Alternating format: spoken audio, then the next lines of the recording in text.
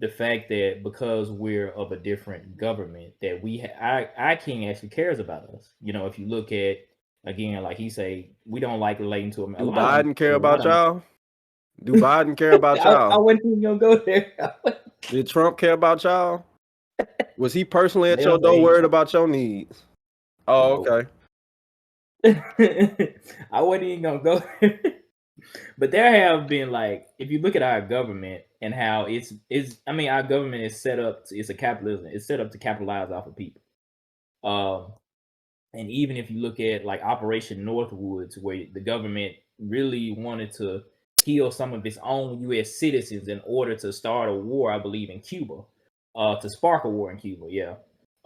Like that was what the government wanted to do. It wanted to literally kill some of its citizens to really like push its agenda to go out in Cuba. And they needed reason and support for the country to do it, and they knew a good way to do it was to basically fake a terrorist attack. And you know, some people talk about 9/11 conspiracy theories, and I know 9/11 just recently passed, but when you see stuff like that and it's documented, it makes you wonder, like, you know, really, was this the government, or was this a terrorist attack? Because you never know what interest this government has for us. If you look at the food that we eat, you know, certain stuff that's allowed in that's approved by the FDA in America is not approved in other countries, but they, you know, high fructose corn syrup, all these preservatives, the things that we have in our food that we ingest, I mean, it's killing us. So there are so many things that our government does that is not necessarily trying to help us live better, healthier, safer lives, but instead basically just gain wealth off us. That's what it's all about.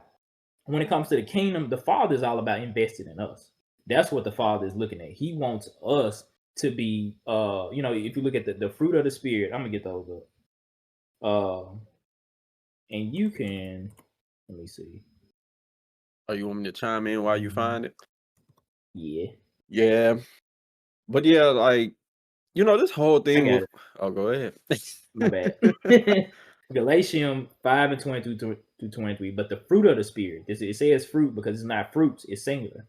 It's love, joy, peace, forbearance, kindness, goodness, faithfulness, gentleness, and self-control. I'll just pull out one.